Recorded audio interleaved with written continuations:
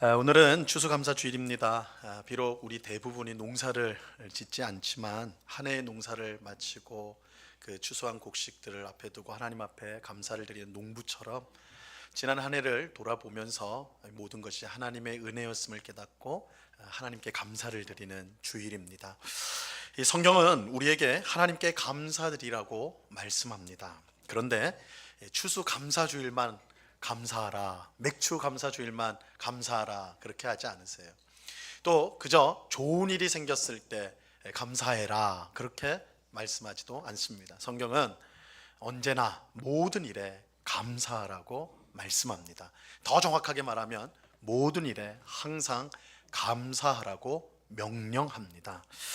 오늘 본문 18절 말씀 보세요. 18절 우리 같이 한번 읽어보죠. 시작. 범사에 감사하라. 이것이 그리스도 예수 안에서 너희를 향하신 하나님의 뜻이니라. 이 범사에 감사하라, 즉 이 범사라는 말은 모든 일이잖아요. 모든 일에 감사하라 이렇게 분명하게 명령하고 있어요. 자, 이 말씀은 사실 너무나 유명한 말씀이죠. 항상 기뻐하라, 쉬지 말고 기도하라, 범사에 감사하라. 근데 이 명령이 굉장히 중요한 명령이라는 것은 이것이 이 그리스도 예수 안에서 너희를 향한 하나님의 뜻이니라 이렇게 말씀하는 거예요. 그래서 이 명령은 성도인 우리가 순종해야 될 굉장히 중요한 명령이다 성경은 말씀합니다. 하지만 가장 중요한 명령인데 생각하면 생각할수록 이 명령 어려운 명령이에요. 아마 여러분 집에 방에 이 말씀이 쓰여져 있는 액자가 있는지도 모르겠어요. 또 믿는 사람이 운영하는 식당 같은 데 가면 이 말씀이 걸려 있는 경우도 있습니다. 그냥 보면 참 좋은 말씀이지, 그래야지 이렇게 되지만 이 말씀을 곰곰이 생각해 보면 사실 만만치 않습니다. 감사하다, 모든 일에 감사. 어떻게 모든 일에 감사할 수가 있는가? 지난 주간에 수능 시험이 있었죠. 수능 시험이 있는데 54만여 명의 수험생들이 이번에 시험을 봤다고 그래요. 분명히 시험을 본 친구들 중에는 시험을 잘 본 친구들이 있을 거예요, 그죠? 찍었는데도 맞았다. 그럼 얼마나 기분 좋습니까, 그죠? 그럼 그런 친구들은 감사할 거예요. 오늘 예배 와가지고 하나님 감사합니다. 찍어도 맞추니 감사합니다. 뭐 이렇게 되겠죠. 근데 그런 친구들이 있는 반면에 시험을 못 본 친구들도 있을 거예요. 그날 갑자기 독감이 들었다든지 아니면 너무 긴장해가지고 벌벌 떨다가 충분히 실력을 발휘하지 못한 친구들, 그래서 그 시험 결과가 그렇게 좋지 못한 우리 친구들도 분명히 있을 겁니다. 그 친구들이 오늘 교회 와서 예배를 드릴 때 하나님 앞에 감사드릴 수가 있을까요? 쉽지 않겠죠, 그죠? 쉽지 않을 겁니다. 만약 성경에 대부분의 일에 대해서 감사해라 이렇게 한다면 순종할 수 있을 거예요. 대부분의 일이니까, 그죠? 감사 못할 몇 가지 일은 있을 수 있으니까. 그건 현실적이에요, 그죠?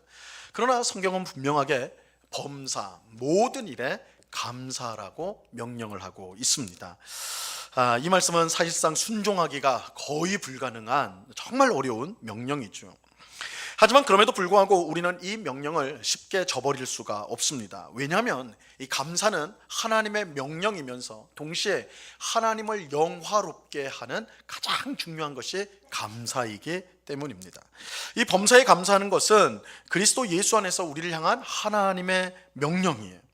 예수님의 공로로 구원을 받은 우리라면 마땅히 순종해야 되는 명령이라는 뜻입니다. 이게 오늘 본문 말씀에 하는 말이에요. 범사에 감사해라. 이는 그리스도 예수 안에서 너희를 향한 하나님의 뜻이니라. 너희가 예수 그리스도로 말미암아 구원을 받았느냐? 그렇다면 이 명령에 순종하는 게 마땅하다. 그러니까 우리가 이 명령에 순종하지 않을 수가 없는 것이죠.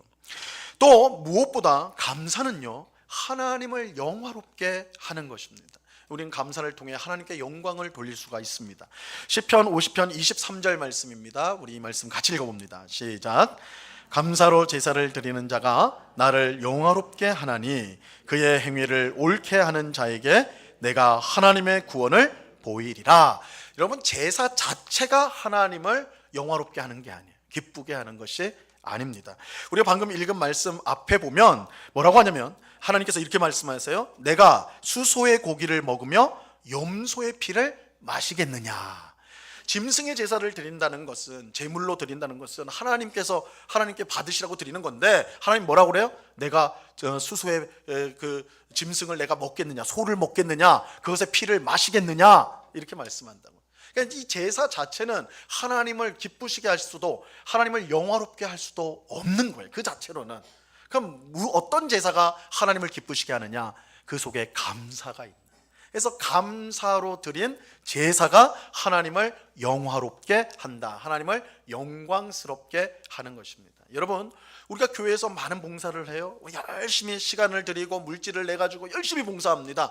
그런데 엄밀하게 말하면 그 봉사가 하나님을 영화롭게 할 수 없습니다.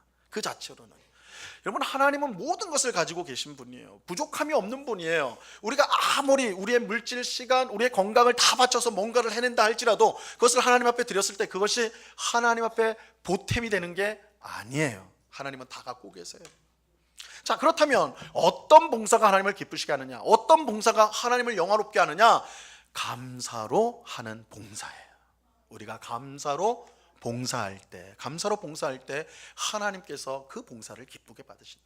그래서 제사, 그냥 제사가 기쁘게 하는 것이 아니라 감사로 드린 제사, 감사로 하는 봉사가 하나님을 기쁘시게 하고 영화롭게 하는 것입니다.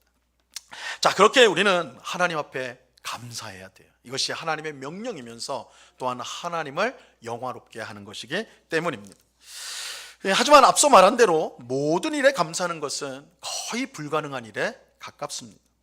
자, 그러면 어떻게 해야 될까요? 범사에 감사하는 것은 애초에 하기가 불가능한 것인데, 그러니까 이 불가능한 일을 어떻게 해야 되느냐? 그냥 좋은 말씀이라고 생각하고 무시해야 되느냐? 그럴 수 없는 것이죠. 방금 말씀드린 대로 감사는 하나님의 명령이면서 하나님을 영화롭게 하는 것이기 때문에 어렵더라도 해야 돼요.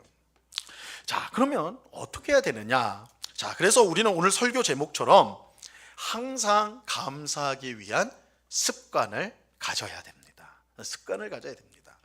제가 이제 얼마 전에 좀 설교할 때 말씀드린 적이 있는 것 같은데, 어려운 일, 해내기 어려운 일을 아주 쉽게 하는 방법이 있습니다.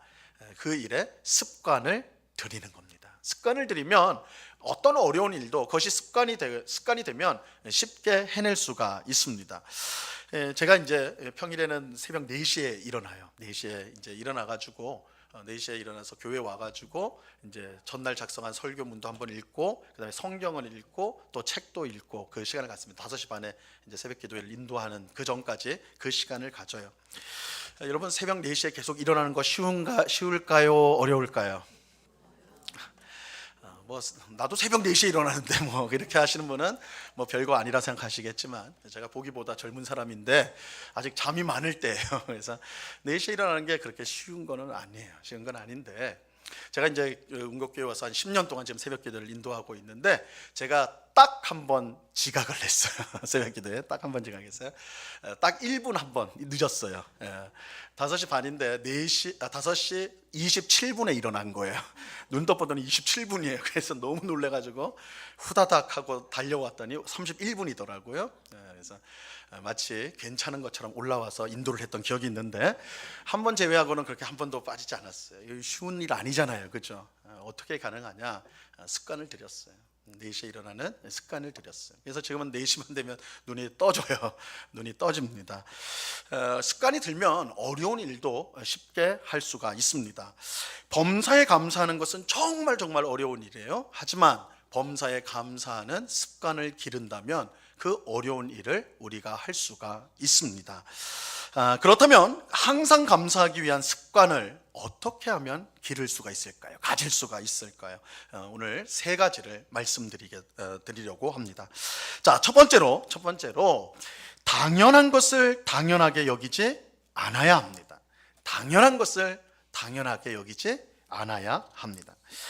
우리가 모든 일에 항상 감사하기 위한 습관을 기르기 위해서 우리가 힘써야 될 일이 있는데, 그것은 당연한 것을 당연하게 여기지 않아야 하는 것입니다. 저는 이것을 은혜 중심 삶이라고 부릅니다. 은혜 중심 삶.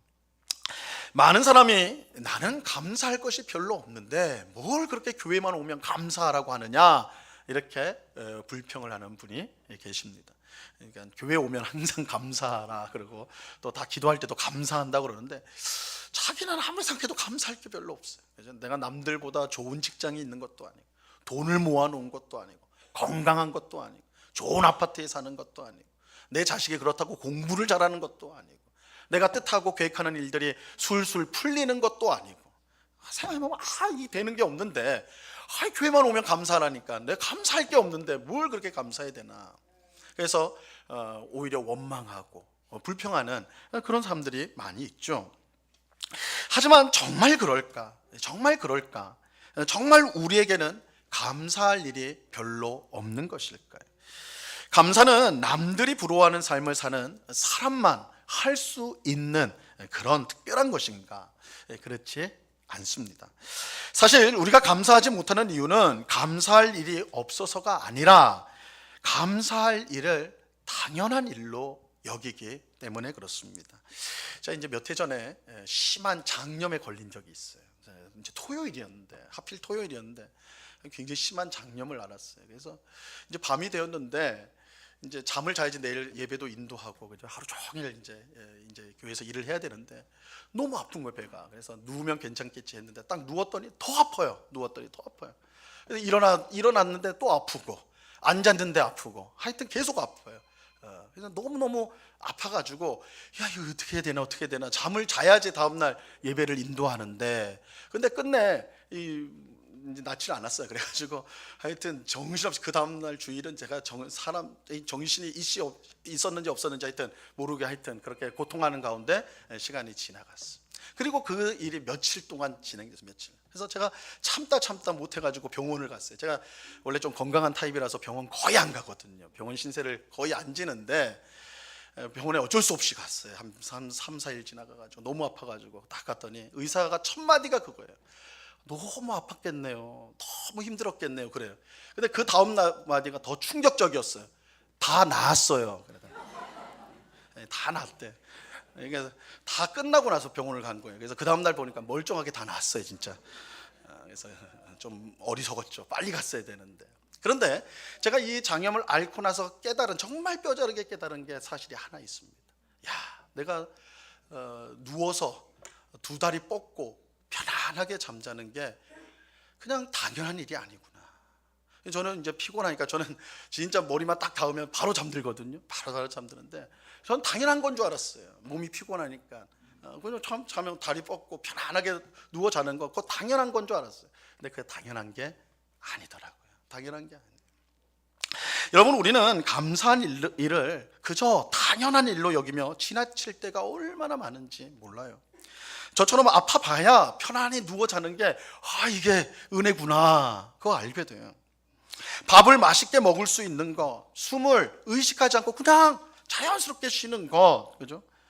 내가 원하는 곳을 그냥 뚜벅뚜벅 걸어갈 수 있는 것, 내가 말하고 싶은 것을 그냥 마음껏 말할 수 있는 것, 나를 사랑하는 가족들과 함께 있는 것, 이거 사실 우리 다 당연하게 여기는데 따지고 보면 다 하나님이 주신 것이고 다 하나님의 은혜인 거예요. 복음성가 중에 은혜라는 찬양이 있는데 제목이 은혜예요. 은혜인데 이 가사가 이렇습니다. 좀 잘 들어보세요. 제가 부르겠다는 건 아니니까 잘 들어보세요. 내가 누려왔던 모든 것들이, 내가 지나왔던 모든 시간이, 내가 걸어왔던 모든 순간이 당연한 것이 아니라 은혜였소. 아침 해가 뜨고 저녁의 노을, 봄의 꽃향기와 가을의 열매, 변한 계절의 모든 순간이 당연한 것이 아니라 은혜였소. 내가 이 땅에 태어나 사는 것, 어린아이 시절과 지금까지 숨을 쉬며 살며 꿈을 꾸는 삶, 당연한 것이 아니라 은혜였소. 여러분, 내가 지금까지 누려왔던 모든 것과 지나왔던 모든 시간, 걸어왔던 모든 순간이 당연한 것이 아니라 하나님의 은혜였다는 것을 여러분은 아십니까? 아침 해가 뜨고 저녁에 노을 지는 것, 봄의 꽃향기와 가을의 열매, 계절의 모든 순간이 당연한 것이 아니라 하나님의 은혜였다는 것을 여러분은 깨달은 적이 있습니까? 내가 이 땅에 태어나 사는 것과 어린아이 시절과 지금까지 숨을 쉬며 꿈을 꾸는 삶이 당연한 것이 아니라 하나님이 주신 은혜라는 것을 여러분은 한 번이라도 생각해 보셨습니까? 만약 우리가 당연하게 여겼던 것이 사실은 하나님의 은혜였다는 것을 알게 된다면 우리의 마음과 입술에서는 감사가 끊이지 않게 될 것입니다.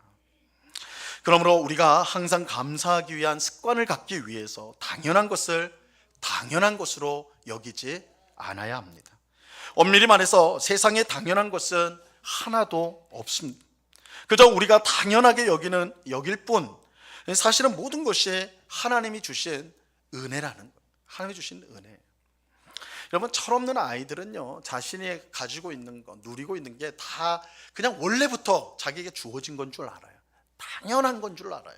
그게 없으면 오히려 이상한 거고 원망되는 거예요. 그러나 그 아이가 철이 들면요, 자신이 당연하게 가졌던 것, 당연하게 누려왔던 것이 사실은 부모의 헌신과 희생이었다는 것을 깨닫게 되는 것입니다. 여러분, 너무나 당연한 말이지만 세상에 당연한 것은 없습니다. 세상에 그저 주어진 것 없습니다. 우리가 누리고 우리가 가진 그 모든 것이 근원으로 따져가면 하나님께서 모두 주신 것입니다. 하나님의 은혜입니다. 모든 것이 하나님의 은혜라는 것을 우리가 깨닫게 될 때에 우리는 항상 모든 일에 감사할 수가 있는 것입니다. 항상 감사하는 습관을 우리가 어떻게 기를 수가 있습니까? 당연한 것을 당연하게 여기지 않는 은혜 중심의 삶을 살아갈 때입니다. 우리의 삶이 참으로 하나님의 은혜다라는 것을 기억하는 우리가 될 수 있기를 바랍니다. 자, 두 번째로 모든 것을 하나님과 연결해서 생각을 해야 돼요. 우리가 항상 감사하기 위한 습관을 가지기 위해서는 모든 것을, 모든 일을 하나님과 연결해서 생각할 줄 알아야 합니다. 저는 이것을 섭리 중심의 삶이라고 부릅니다. 좋은 일이 생기고 바라는 일이 이루어졌을 때 감사하는 것은요, 누구나 할 수 있어요. 누구나. 좋은 일이 생겨서 감사하는 거, 기쁜 일이 생겼을 때 감사하는 거, 그거 안 시켜도 다 해요. 하지만 고난이 오고 계획했던 일이 실패했을 때 감사하는 것은 정말 쉽지 않습니다. 하지만 고난과 실패 속에서도 감사하는 사람이 있어요. 없는 게 아닙니다. 고난 속에서도 감사하는 사람이 있어요. 실패 가운데서도 하나님께 감사할 수 있는 사람이 있습니다. 바로 자신의 고난과 실패를 하나님과 연결해서 생각하는 사람들입니다. 다시 말하면 하나님의 섭리로 자신의 삶을 바라보는 사람들입니다. 하나님의 섭리로 자신의 삶을 바라보는 사람들은 고난과 실패조차도 결국은 자신에게 유익이 될 것을 확신합니다. 자, 로마서 8장 28절 말씀입니다. 우리 이 말씀 같이 읽어봅니다. 시작.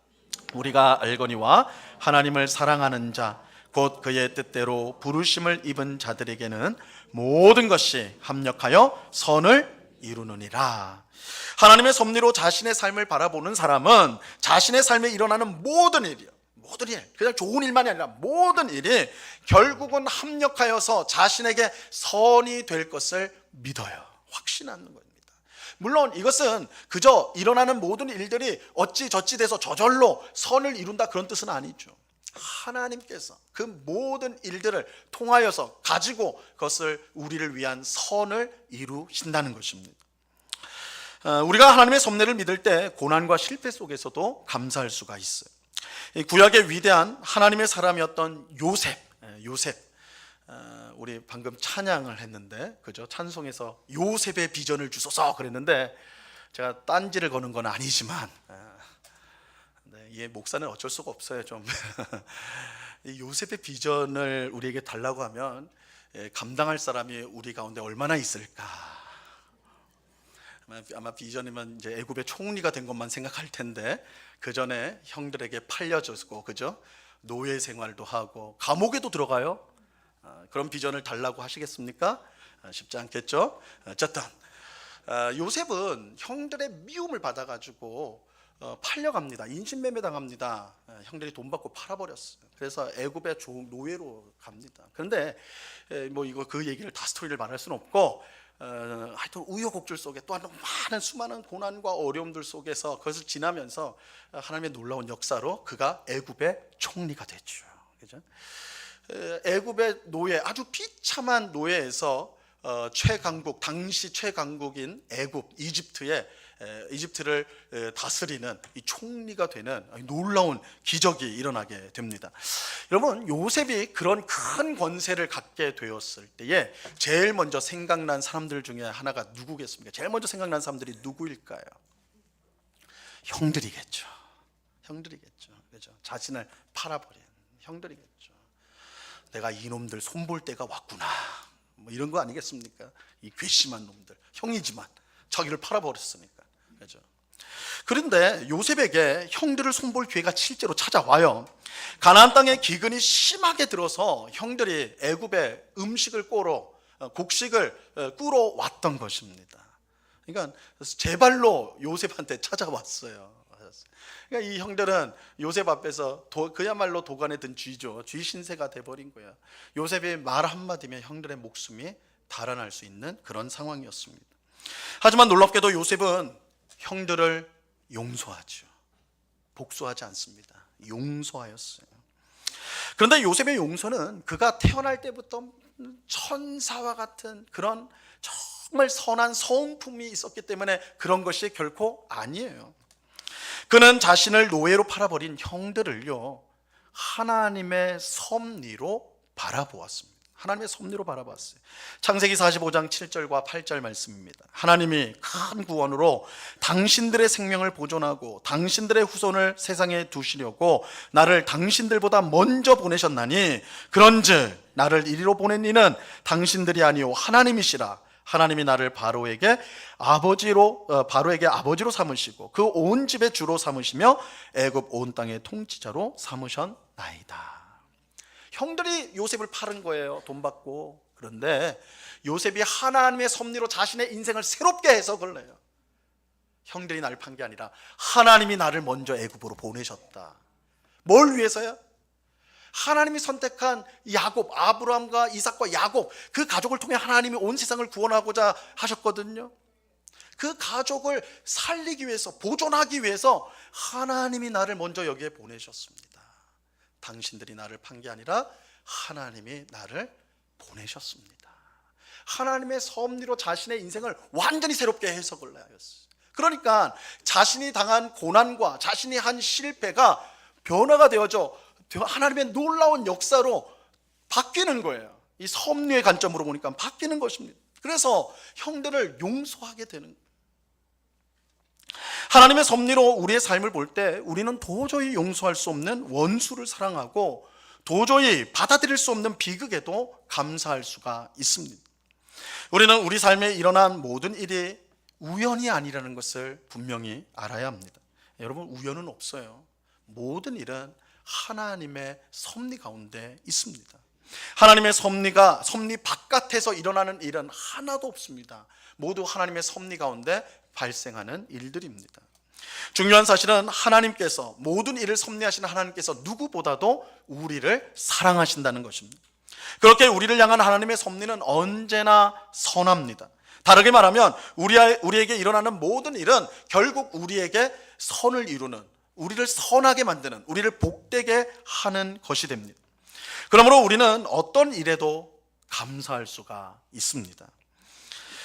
물론 우리가 하나님의 섭리를 믿는다고 해도 너무 큰 고난과 실패를 겪으면, 또한 비극이 발생하면 낙심하고 절망할 수가 있습니다. 사방이 꽉 막혀서 우리를 죽일 듯이 달려드는 그 고난과 비극 앞에서 우리는 철저히 무기력하죠. 하지만 그럴 때라도 우리는 하나님의 섭리를 굳게 붙들어야 합니다. 비록 우리가 왜 이런 고난을 당하고 비극을 겪어야 하는지 알지 못할지라도 이 모든 일이 하나님의 섭리 가운데 있음을 우리는 믿음으로 참고 인내할 수 있어야 합니다. 우리는 예수님이 십자가에서 죽으신 후에 사흘 동안 무덤에 있었다는 사실을 잊어서는 안 돼요. 꼭 기억해야 돼요.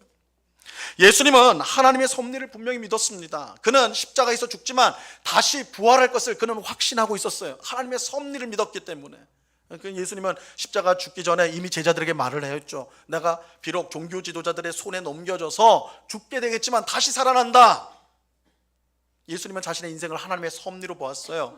그래서 그는 죽을 때도 하나님이 다시 살릴 것, 부활하게 하실 것을 확신하는 가운데 죽었습니다. 그런데 그런 예수님도요, 다시 살아나기 전까지는 3일 동안 절망으로 가득한 무덤에 계셔야 됐어요.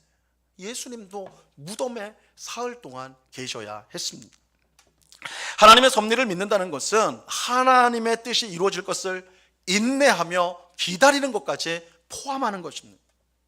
하나님의 섭리를 믿는 것은 그 내용을 전부 이해하고 알기 때문이 아니에요. 알지 못하고 이해하지 못해도 하나님께서 반드시 선을 이루실 것을 믿기에 참고 인내하는 것입니다. 그럴 때 지금은 안개처럼 자욱하여 무엇 하나 분명하게 보이지 않아도 언젠가는 환한 해가 비쳐서 온 세상이 선명해지는 것처럼 내 삶에 일어난 모든 일의 의미와 뜻이 확연하게 드러나게 되는 것입니다. 우리는 이런 것을 믿고 우리의 삶을 하나님의 섭리로 바라볼 수 있어야 돼요. 그저 우연한 일이 아니고 그저 이러한 일이 아니고 하나님의 뜻 가운데 그 뜻, 선하신 뜻 가운데 우리를 복되게 하시려는 하나님의 뜻 가운데 일어난 일임을 우리가 기억을 해야 돼요. 이것을 계속 어떤 일을 당할 때도 여기에 하나님 섭리가 있지, 하나님의 선한 뜻이 있을 거야. 우리가 그것을 계속 생각할 때에 우리는 범사에 하나님을 기쁘시게 하는 삶을 살아갈 수가 있는 것입니다. 자, 세 번째로는 마지막을 항상 생각해야 됩니다. 마지막을 항상 생각해야 됩니다. 항상 감사하기 위한 습관을 가지기 위해서 우리는 마지막을 항상 생각을 해야 되는데요. 저는 이것을 종말 중심 삶이라고 부릅니다. 우리가 이제 첫 번째는 은혜 중심 삶, 두 번째는 섭리 중심 삶, 세 번째가 종말 중심의 삶이에요. 이번 주에 앞에 말씀드린 대로 이제 수능 시험이 있었습니다. 아마 수능 시험을 치렀던 아이들 대부분은 아마 그 시험 때문에 너무너무 떨렸을 거예요. 그죠? 자신의 인생이 달린 큰 시험이라고 생각해가지고 얼마나 긴장했겠습니까? 막 떨려가면서 내가 혹시 실수하지 않나? 어떻게 하나 막 이렇게 했을 거예요. 그죠? 엄청난 긴장 속에 시험을 치렀을 것입니다. 근데 제가 이제 어제 좀 생각을 해보니까 저도 수능 시험을 봤는데 30년 전에 수능을 치렀더라고요. 30년 전에 수능을 치렀어요. 제가 30년 전에 치른 수능을 딱 생각해 보니까 그저 웃음밖에 안 나요.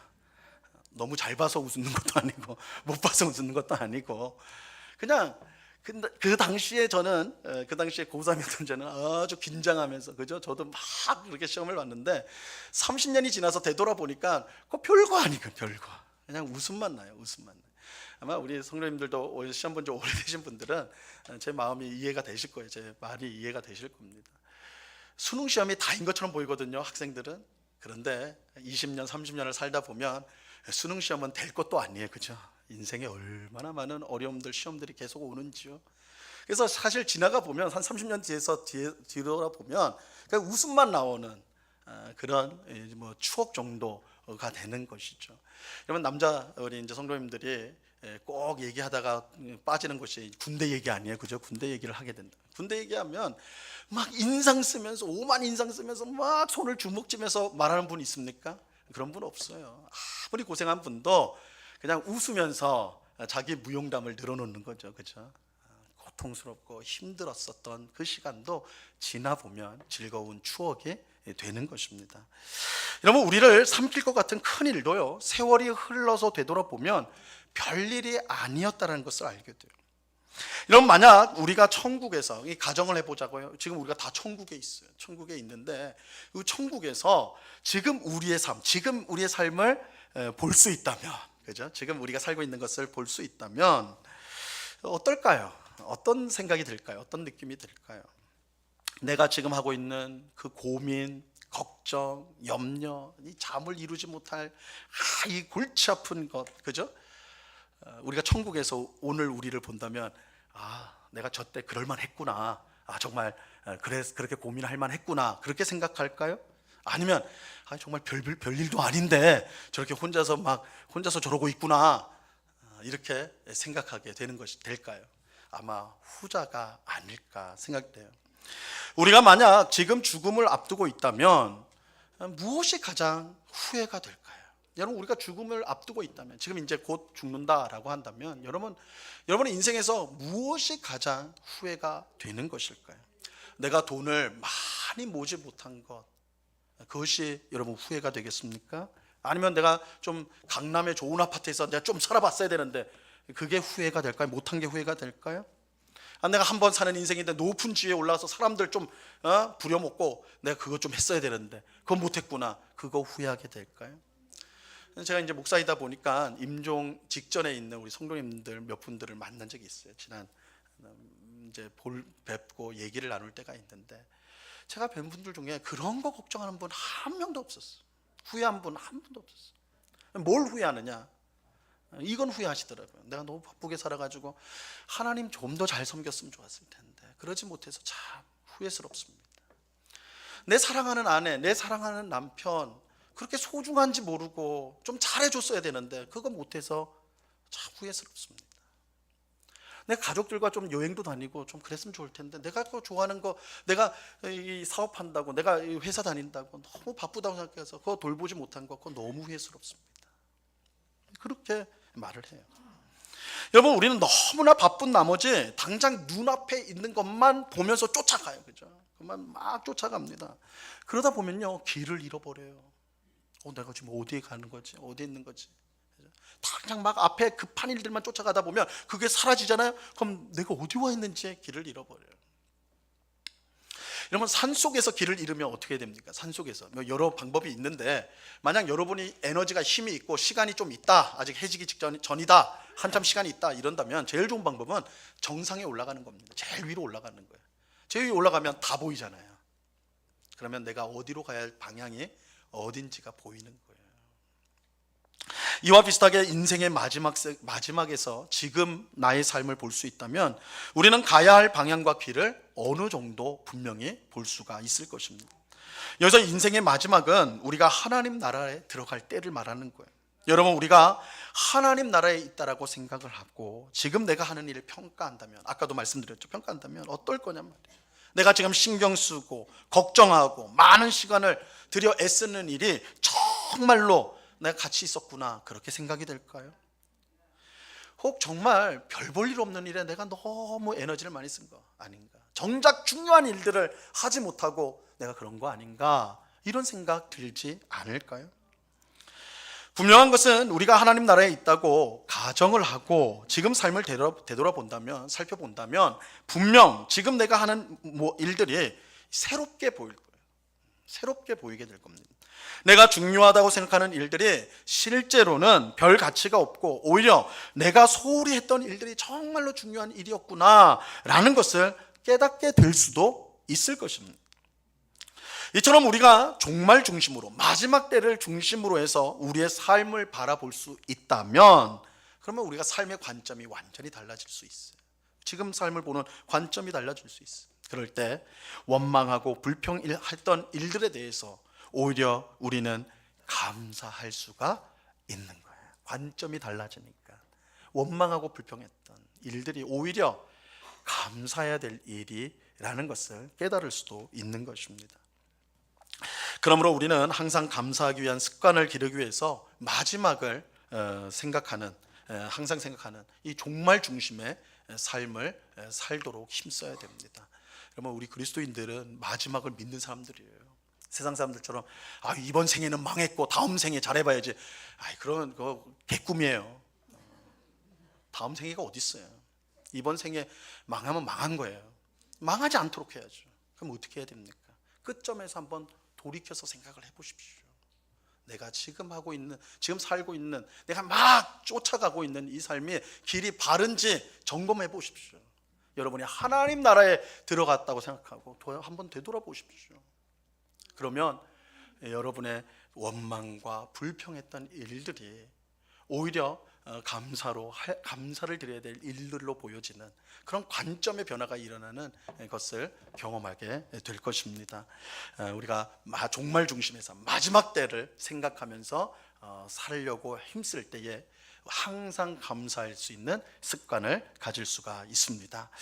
여러분 범사에 감사라는 명령, 이 명령에 순종하는 건 정말 어려운 일이에요. 하지만 이 어려운 일도 우리가 항상 감사하기 위한 습관을 기른다면 우리가 할 수 있습니다. 그러기 위해서 우리가 세 가지를 기억해야 된다고 말씀드렸습니다. 세 가지. 이 첫째는 당연한 것을 당연한 것으로 여기지 않는 은혜 중심의 삶을 살도록 힘쓰셔야 됩니다. 두 번째로 모든 것을 하나님과 연결해서, 모든 일을 하나님과 연결해서 생각하는 섭리 중심의 삶을 살도록 힘쓰셔야 됩니다. 셋째로 마지막을 항상 생각하는 종말 중심의 삶을 살도록 힘써야 합니다. 이 세 가지를 우리가 부단히 힘쓸 때, 실천할 때 우리는 항상 감사하는, 모든 일에 감사하는 그런 어려운 명령을 기쁨으로, 감사함으로, 즐거움으로 순종하는 그런 복된 성도가 될 수 있을 줄로 믿습니다. 오늘 추수감사 예배를 드리는 우리 모두가 범사에 감사하여서 하나님의 뜻을 이루고 하나님을 영화롭게 하는 우리 모두가 될 수 있기를 바랍니다. 세 가지 은혜 중심의 삶, 섭리 중심의 삶, 종말 중심의 삶을 살아감으로 항상 감사하는 그런 습관을 길러나가는 우리가 될 수 있기를 바랍니다. 이 은혜가 오늘 예배하는 우리 모두에게 충만히 임하기를 우리 주님의 이름으로 축원합니다. 기도하겠습니다. 하나님 아버지, 감사합니다. 주님, 범사에 감사하라 말씀하지만 우리의 마음과 입술에는 원망과 불평이 넘쳐날 때가 많습니다. 없는 것에 대해서, 바라는 것이 되지 않은 것에 대해서, 예기치 않은 어려움, 고난이 온 것에 대해서 우리는 어쩔 줄 몰라 하고 원망하고 그래서 불평을 합니다. 감사할 것이 무엇인가? 감사할 것이 없다라고 자조하기도 합니다. 그러나 주님, 항상 감사하라고 우리에게 주님 명령하십니다. 근데 이 명령은 우리에게 복된 명령입니다. 우리가 항상 감사할 때 우리의 삶이 얼마나 복될지 주님 말씀하여 주십니다. 그러므로 우리가 항상 감사하기를 원합니다. 당연한 것을 당연한 것으로 여기지 않는 은혜의 삶을 통해서 모든 일을 하나님의 섭리와 하나님의 역사로 연결하여 섭리의 중심의 삶을 통해서 또한 우리가 항상 마지막 때를 생각하며 오늘의 삶을 돌아보는 종말 중심의 삶을 통해서 항상 감사하는 습관을 기르기를 원합니다. 주님께서 우리에게 이 귀한 마음을 주시고 이 습관을 기를 수 있도록 은혜 주시고 힘 주셔서 우리가 범사에 감사하는 복된 성도 되게 하여 주시옵소서. 그런 감사하는 성도로 가득한 우리 은곡교회가 되게 하여 주시옵소서. 감사하오며 예수님의 이름으로 기도드리옵나이다. 아멘.